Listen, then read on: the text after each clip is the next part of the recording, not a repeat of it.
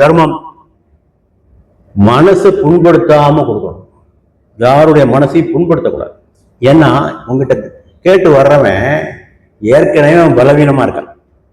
ஒருத்தன் வாய் திறந்து ஒருத்தன் கேட்கிறான்னா என்ன அர்த்தம் சொல்லுங்க? ரொம்ப பலவீனமா இருக்கான். வெக்கப்பட்டு போய் வழி இல்லாமத்தான் உங்ககிட்ட வந்து கேட்க. நீ அவனை போய் அங்க போ இங்க போ அவனை திட்டுறது. அதான் நபி குர்ஆன் சொல்லுகிறது, தாங்கள் செலவு செய்ததை சொல்லி காட்டாமலும் மனதை புண்படுத்தாமல் இருக்கிறார்களோ அவர்களுடைய கூறி இறைவனிடத்திலே உண்டு. ஆகவே யாரையும் புண்படுத்தாமல் செய்ய வேண்டும்.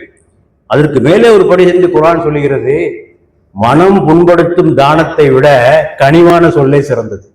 மனம் புண்படுத்தும் தானத்தை விட கனிவான 4 வார்த்தைகள் சொல்வதுதான் சிறந்தது என்பதையும் சொல்லுகிறது. அடுத்தபடியாக இந்த தர்மத்தினுடைய அடுத்த விதி, கேளாமலே கொடு. ஒருத்த வந்து கேட்கிற வரைக்கும் காத்துட்டு இருக்காரு இல்லையா? அதையும் குர்ஆன் சொல்லுகிறது. பூமியிலே சிலர் இருக்கிறார்கள், அவர்கள் உழைத்து வாழ முடியாத வண்ணம் தங்களை கட்டுப்படுத்தி கொண்டிருக்கிறார்கள். அவர்கள் பிறரிடத்திலே கேட்க மாட்டார்கள், வாய் திறந்து கேட்க மாட்டார்கள், வெட்கப்பட்டு போய் கேட்க மாட்டாங்க. அவர்களை பார்த்து அவர்களுக்கு சென்று கொடு, அவர்களுக்கு சென்று கொடு. ஆனால் அவர்களை புரிந்து கொள்ளலாம். அவளை முகத்தை பார்த்தாலே உனக்கு தெரியும். குர்ஆன் சொல்லி அவளை முகத்தை பார்த்தாலே இவர்கள் ஏழைகளா இல்லையா என்று முகக்குறிகளை வைத்து அவர்கள் ஏழை என்பதை நீங்கள் புரிந்து கொள்ளலாம் என்று சொல்லுகிறது. ஆகவே நாம் அவர்கள் கொடுக்க வேண்டும்.